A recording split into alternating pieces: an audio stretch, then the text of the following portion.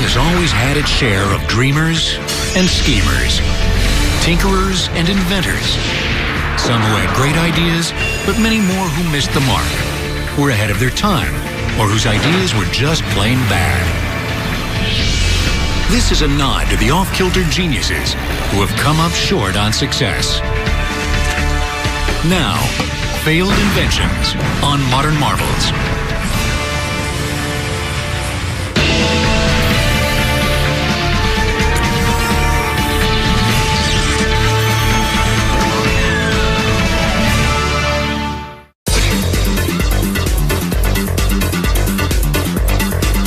Your television, the device you're glued to right now, is one of more than 1 billion sets manufactured in the last 6 decades.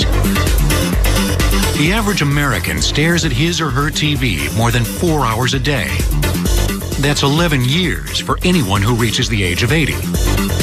You'd be hard-pressed to find an invention with a greater impact on modern society.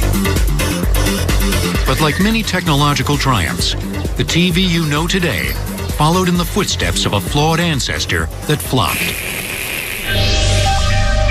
In the 1920s, innovators developed a television that wasn't electronic, but mechanical.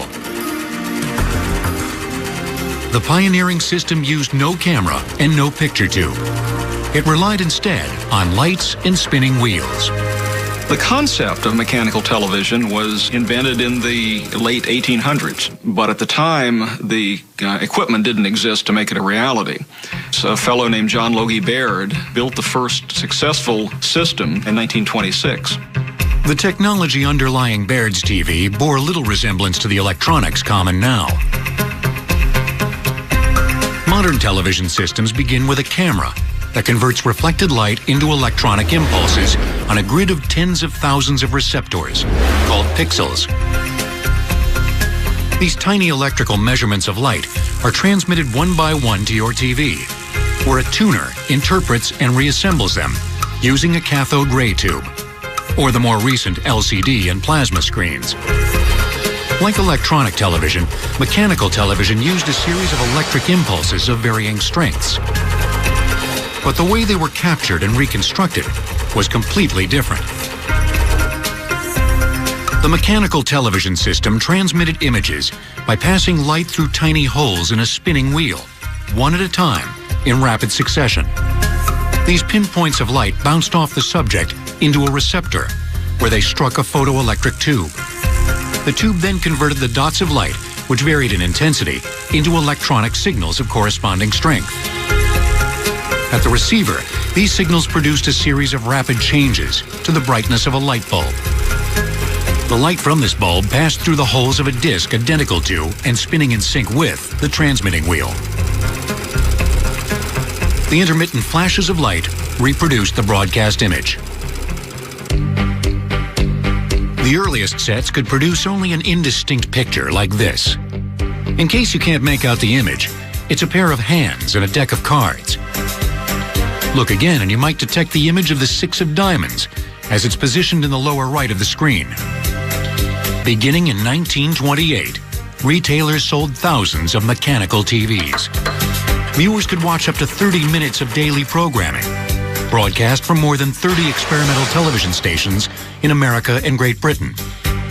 The picture improved a bit, but soon reached its modest technological peak. Mechanical television eventually became a failed invention because it reached a dead end in terms of picture quality. It was not capable of producing decent quality pictures, and so it had really no entertainment value. By the late 1940s, electronic television and its larger, sharper picture proved to be the system of the future. But in 1950, mechanical TV technology had one last shot at the big time. Engineers at CBS created a spinning wheel system for delivering high-quality color television, far superior to the first generation of electronic color TVs. But it had some significant and annoying drawbacks. This is a mechanical color set from 1950. As you can hear, it's pretty noisy. It has a wheel that rotates in front of the screen with red, blue, and green filters in front of it. There's also a similar wheel at the TV camera. This set produces a nice picture, but for a 21-inch screen, it would require a 6-foot diameter wheel. Also, the set wasn't compatible with the black and white sets of the time, so all of those sets would have had to have been replaced. And with that, mechanical television faded to black forever.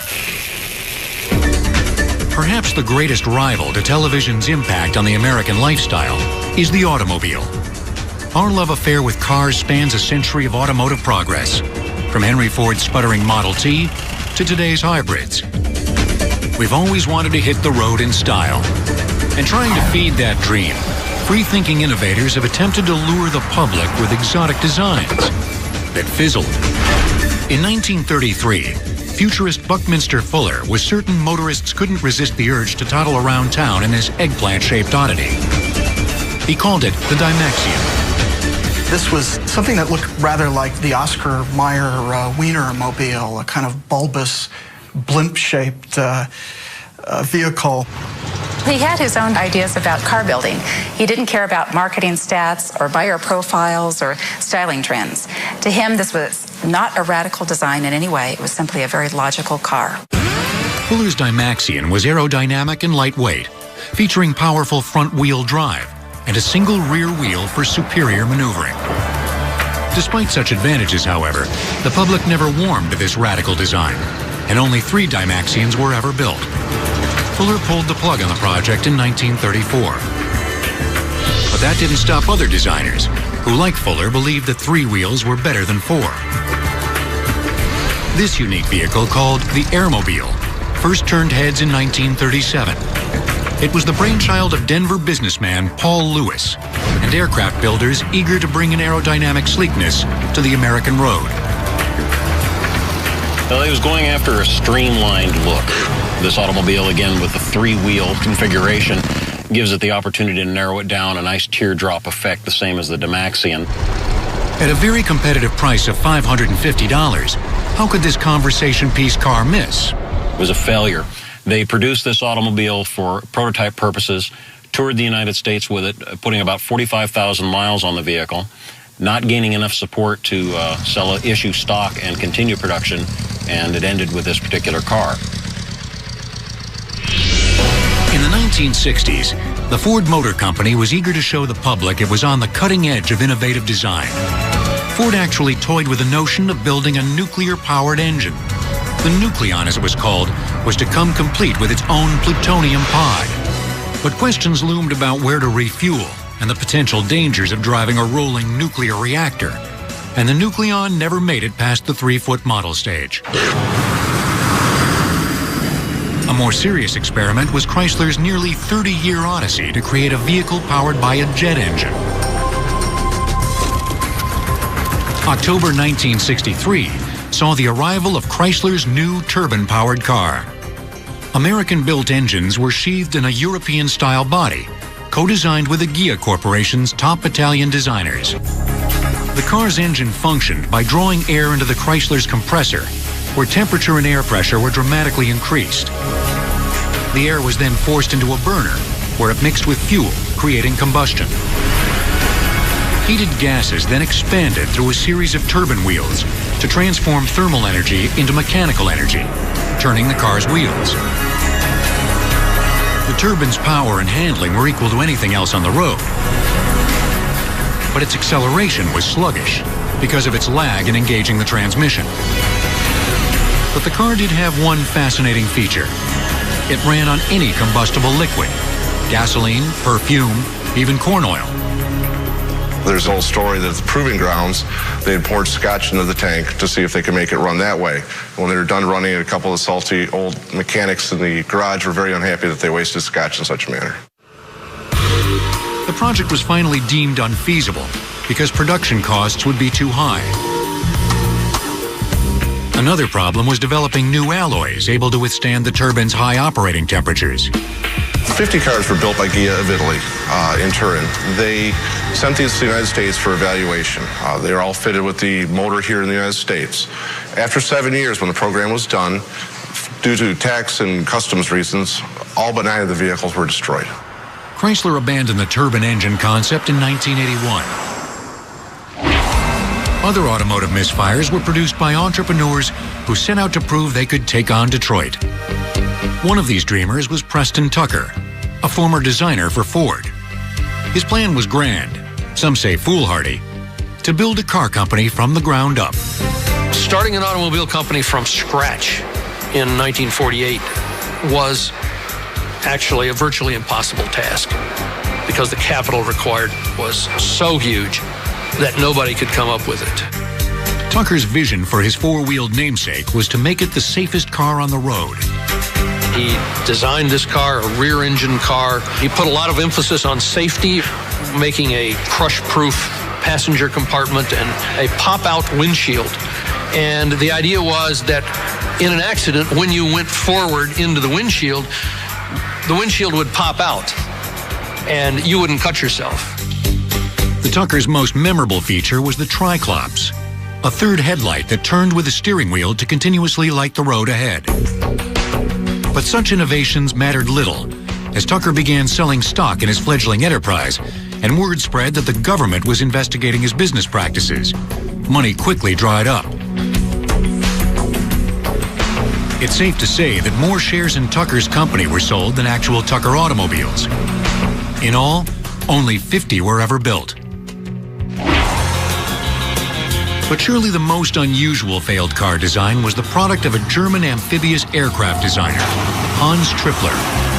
He dubbed it the Amphicar. Beginning in 1960, Trippler exported nearly 3,000 of his Amphicars to the United States. Each Amphicar came with its own standard four-cylinder engine and a bilge pump. A false bottom floor protected electrical wiring. A dash-mounted switch engaged the twin propellers.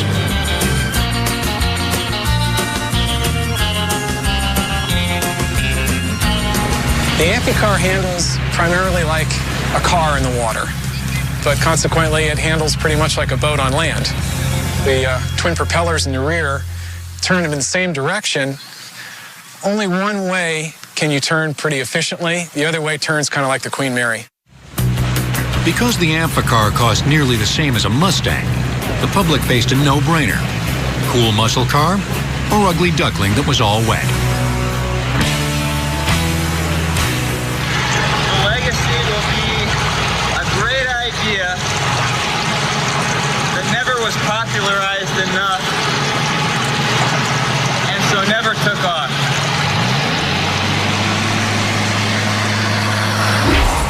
Undeterred, other inventors looked to bold new frontiers for their auto designs. For them, the future was up, up, and away. William Lear, inventor of the Learjet and the first practical car radio, spent the last decade of his life trying unsuccessfully to create a practical, steam-powered car. Failed Inventions will return on Modern Marvels. More than a century has passed since two revolutionary inventions, the car and the airplane, redefined transportation and transformed our world. Over the decades, their combined clout has inspired many a fearless innovator to fuse them into one versatile vehicle. But merging two successful technologies can sometimes be a guaranteed formula for failure. I think there's just something in the crackpot inventor that loves the idea of marrying two things that don't really go together. There are a number of flying car attempts over the years. Recently, someone tried to make a flying Pinto, which, with its history of fuel tank explosions, would seem to be doubly alarming. Since 1917, more than 75 patents have been issued for flying cars. But only one, Mo Taylor's 1949 Aerocar, attained any lasting notoriety. Moulton Taylor was inspired to build an Aerocar because he believed that in the period after World War II, there were lots of pilots and we had very congested highways. Very possibly, he could develop a flying car that would alleviate some of that ground congestion. In the end, Taylor's ambitious design turned out to be a flop, both in the air and on the ground. With the flying car, you had necessary compromises. The car itself was not particularly roadworthy. It wasn't heavy enough to be safe on the road. When you just put wings on this thing, you have a rather clunky airplane. The notion that just ordinary drivers would be flying around, particularly over major cities is alarming in itself. Same guys that cut you off on the highway at 65 miles an hour would instead be cutting you off at 10,000 feet. Still, the Aerocar had some unique features. It was the first American rear-engine car with front-wheel drive. The drive shaft powered the pusher prop, while the rear wheels were allowed to spin freely, a critical feature for smooth landings. An earlier version of a flying car, Robert Fulton's 1946 Airphibian, had a single cumbersome engine and wing unit. But unfortunately, it's an invention whose time has not yet come, and it never really gets off the ground. Mo Taylor's Aerocar, on the other hand, strove to keep travel flexible with its foldable and towable wings. If you flew into a storm, you could land, stow your wings, and take off when the weather cleared. And taking off was easy, because the Aerocar required only a standard small craft runway. But red tape kept it mostly grounded. The market is too small to build a flying car where you have to be a pilot, a driver, you have to have an FAA medical, you have to have all the other licenses to operate radios and things like that. The high price tag and the inconvenience of attaching and reattaching wings also helped kill the dream of flying cars for the masses. Just 5 Aerocars were ever built, leaving us with only the fantasy of flying out of gridlock. Another flying flop was the U.S. Air Force's very own flying saucer, a 2-man craft christened the Avro. Trying to capitalize on emerging jet technology, the Air Force spent nearly $12 million trying to get the futuristic Avro airborne. Its 3 turbine fans were designed to hover at altitudes exceeding 10,000 feet. The 927 pounds of thrust from the Continental turbo power plants were directed downward via internal shafts. The Avro was also fitted with a special side-mounted venting system to provide additional lateral control to prevent tipping. Engineers were never able to completely control the unwieldy Avro during untethered flights, or to get it to lift more than several inches off the ground. Barely able to cross even small ditches, the Air Force's flying saucer was a hovering dud, whose only close encounter was with failure. In the late 1940s, the Air Force had tinkered with another flight of fancy, called the F-85 Goblin. Short, fat, and squat with foldable wings, the Goblin was a jet fighter with a design only its mother could love. The plan was for a bomber to carry the Goblin in its belly, then lower it by trapeze and launch it into battle when the bomber came under attack. But the Goblin proved to be as aerodynamically unstable as it was homely. In docking tests with a converted B-29, pilots found it impossible to reconnect with the trapeze. When several tests ended in mid-air mishaps, the Air Force canceled the program, and this little flying spook vanished into obscurity. But perhaps the most visible failed flying invention of the last century was the rocket belt. There have been several incarnations over the years. The first was built at Bell Jet Labs. The most famous version was designed and built by Hollywood cameraman Nelson Tyler, whose rocket belt flew over the 1984 Olympics. The whole thing is controlled with these arms that come out. You've got a throttle to go up and down, move the stick up and down, you fly forward and aft, sideways, you twist this. It's a fun thing. It's pretty hard to fly. It's hard to learn and train because you only have 20 seconds at a time to do it. If the rocket belt fails, you just fall like a brick, except you fall with this thing on your back and all this fuel so that when you crash, you burn, you know. The rocket belt is powered by a specially formulated 90% pure hydrogen peroxide mix. Forced under pressure through a series of fine silver meshes, a chemical reaction is produced that creates heat, water, and 300 pounds of steam-powered thrust. The original military mission of the rocket belt was to provide soldiers with a means of aerial reconnaissance, an easy mode of travel over difficult terrain, and a stable weapons firing platform. The rocket belt failed on all counts. It was too loud for spying, held only enough fuel for 21-second trips, and was too complex to fly and fire weapons at the same time.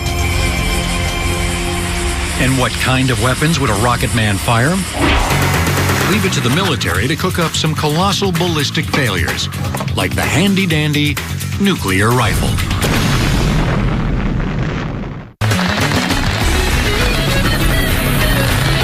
Guns, bombs, and tanks.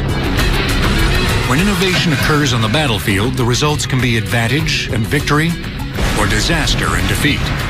In war, you can't be too many steps ahead of the enemy. Unfortunately, through our history, we've been a little bit behind. For instance, in World War II, we entered World War II with what we thought was a pretty good tank, the M4 Sherman tank. It proved to be pretty much of a disaster on the battlefield. The thing about it was, though, that we made 55,000 of them. The problem was the Sherman's armor, which proved exceptionally vulnerable to the high-velocity guns of German tanks. A single hit could penetrate to the Sherman's ammunition stowage areas and set the tank instantly on fire. GIs nicknamed the Sherman the Ronson, after the cigarette lighter guaranteed to light the first time every time. The Germans, if they hit you at that range, you'd burn.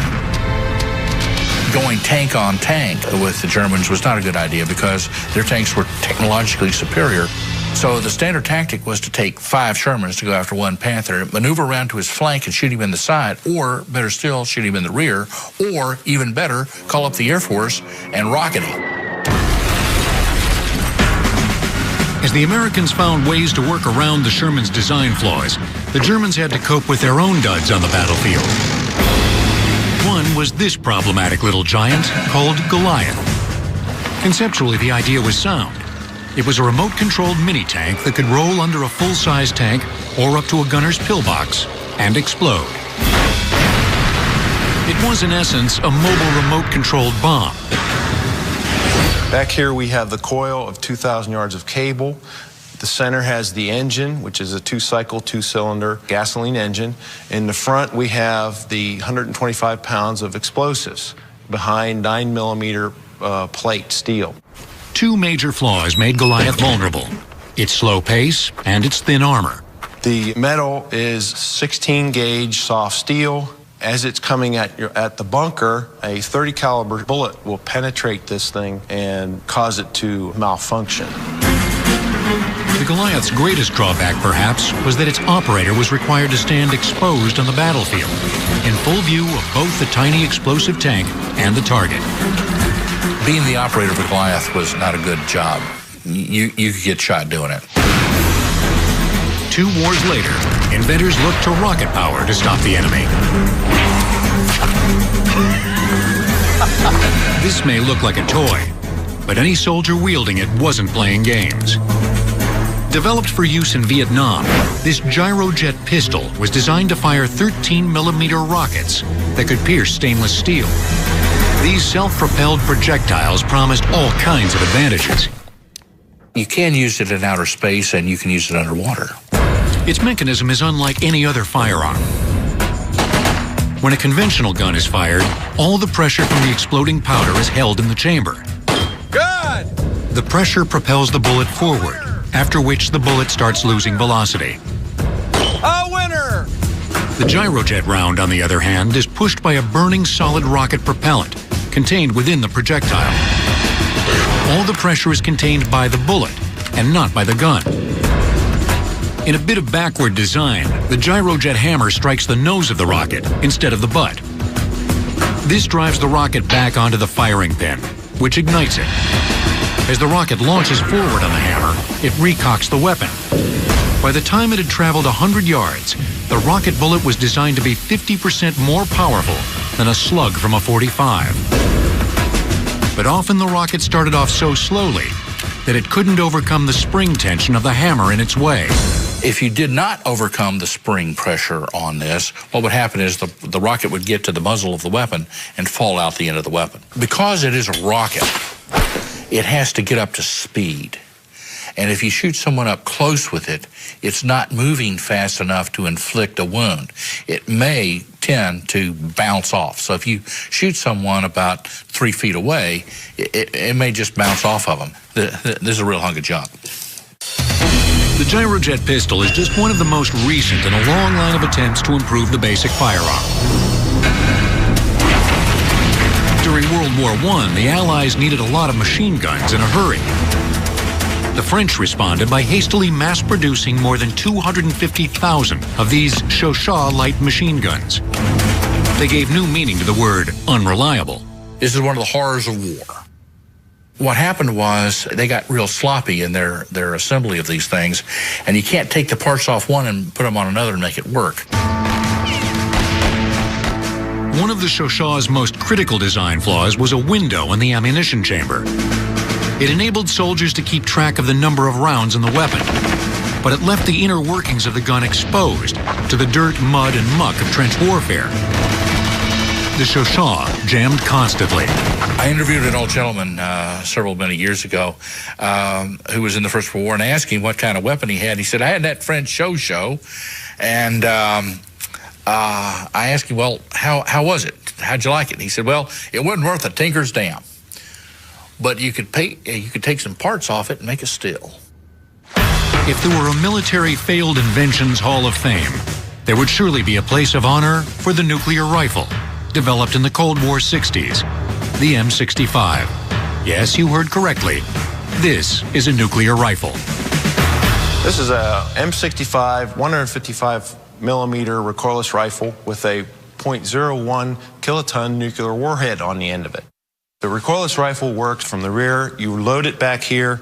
It fires a projectile up through, launching the nuclear warhead up to 3 miles. This giant rifle promised to make Armageddon easy and portable. Nicknamed the Davy Crockett, it could take down more than bears. It could take out the entire forest, and then some. Its 51-pound nuclear payload was 2 to 4 times more powerful than the ammonium nitrate bomb that destroyed the Oklahoma City Federal Building in 1995. It's either hand-carried on foot or by a Jeep. It was tested in 1962.